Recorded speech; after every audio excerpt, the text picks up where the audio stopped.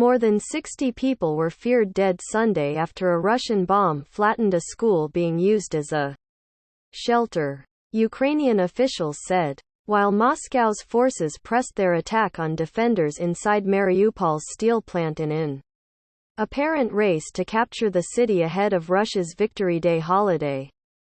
UN Secretary-General Antonio Guterres said he was appalled by the reported school bombing Saturday in the eastern village of Bilohorivka and called it another reminder that it is civilians that pay the highest price in war.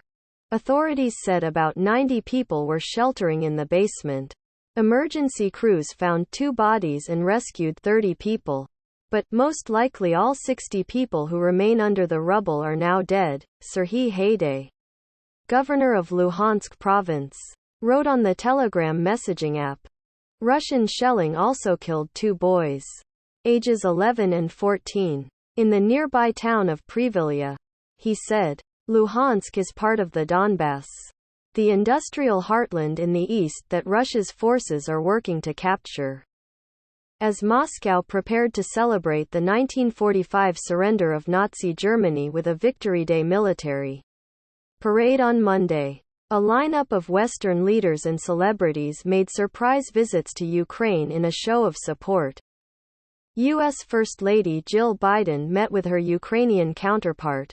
Canadian Prime Minister Justin Trudeau raised his country's flag at its embassy in Kyiv. And U2's Bono, alongside bandmate The Edge, performed in a Kyiv subway station that had been used as a bomb shelter, singing the 1960s song, Stand By Me. The newly appointed acting U.S. ambassador to Ukraine, Christina Kavian, posted a picture of herself at the American embassy, and described plans for the eventual U.S. return to the Ukrainian capital after Moscow's forces abandoned their effort to storm Kyiv weeks ago and began focusing on the capture of the Donbass. Ukrainian President Volodymyr Zelensky and others warned in recent days that Russian attacks would only worsen in the lead-up to Victory Day, and some cities declared curfews or cautioned people against gathering in public. Russian President Vladimir Putin may want to proclaim some kind of triumph in Ukraine when he addresses the troops on Red Square. They have nothing to celebrate tomorrow, Linda Thomas-Greenfield, U.S. ambassador to the United Nations, told CNN. They have not succeeded in defeating the Ukrainians. They have not succeeded in dividing the world or dividing NATO. And they have only succeeded in isolating themselves internationally and becoming a pariah state. Around the globe, Russian forces struggled to complete their takeover of Mariupol, which has been largely reduced to rubble. The sprawling seaside steel mill where an estimated 2,000 Ukrainian fighters were making what appeared to be their last stand was the only part of the city not under Russian control.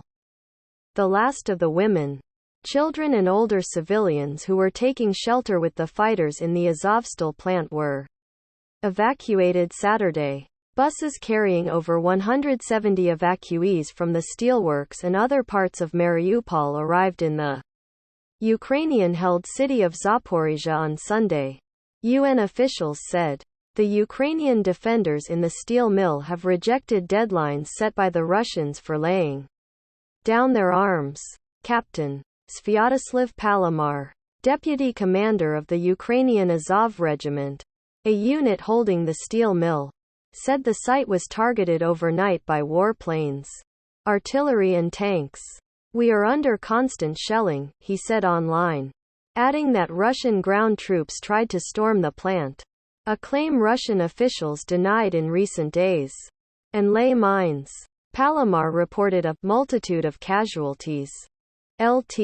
Ilya Samoylenko, another member of the Azov regiment, said there were a couple of hundred wounded soldiers at the plant but declined to reveal how many able-bodied fighters remained. He said fighters didn't have life-saving equipment and had to dig by hand to free people from bunkers that had collapsed under the shelling. Surrender for us is unacceptable because we cannot grant such a gift to the enemy, Samoylenko said. The Ukrainian government has reached out to international organizations to try to secure safe passage for the defenders. On the economic front, leaders from the Group of 7 industrial democracies pledged to ban or phase out imports of Russian oil. The G7 consists of the US, Canada, Britain, Germany, France, Italy and Japan. The US also announced new sanctions against Russia, cutting off Western advertising from Russia's 3 biggest TV stations, banning U.S. accounting and consulting firms from providing services, and cutting off Russia's industrial sector from wood products, industrial engines, boilers and bulldozers. Trudeau met with Zelensky and made a surprise visit to Irpin, which was damaged in Russia's attempt to take Kyiv. The Ukrainian president also met with the German parliament speaker, Barbel Ba, in Kyiv to discuss further defense assistance. Zelensky released a video address marking the day of the Allied victory in Europe 77 years ago, drawing parallels between Russia's invasion of Ukraine and the evils of Nazism. The black and white footage showed Zelensky standing in front of a ruined apartment block in Borodyanka, a Kyiv suburb. Zelensky said that generations of Ukrainians understood the significance of the words, never again, a phrase often used as a vow not to allow a repeat of the horrors of the Holocaust. Elsewhere, on Ukraine's coast, explosions echoed again across the major Black Sea port of Odessa. At least 5 blasts were heard. According to local media, the Ukrainian military said Moscow was focusing its main efforts on destroying airfield infrastructure in eastern and southern Ukraine, in a sign of the dogged resistance that has sustained the fighting into its 11th week. Ukraine's military struck Russian positions on a Black Sea island that was captured in the war's first days. A satellite image by Planet Labs showed smoke rising from 2 sites on the island. But Moscow's forces showed no sign of backing down in the south. Satellite photos show Russia has put armored vehicles and missile systems at a small base in the Crimean Peninsula. The most intense combat in recent days has taken place in eastern Ukraine. A Ukrainian counteroffensive in the northeast near Kharkiv, the country's second-largest city, is making significant progress, according to the Institute for the Study of War, a Washington think tank. However, the Ukrainian army withdrew from the embattled eastern city of Popasna, regional authorities said. Rodion Moroshnik, a representative of the pro-Kremlin, separatist Luhansk People's Republic, said its forces and Russian troops had captured most of Popasna after 2 months of fierce fighting. The Kharkiv Regional Administration said 3 people were killed in shelling of the town of Bogodukiv, about 50 kilometers, 30 miles, from Kharkiv city, south of Kharkiv, in Dnipropetrovsk province. The governor said a 12-year-old boy was killed by a cluster munition that he found after a Russian attack. An international treaty bans the use of such explosives. But neither Russia nor Ukraine has signed the agreement.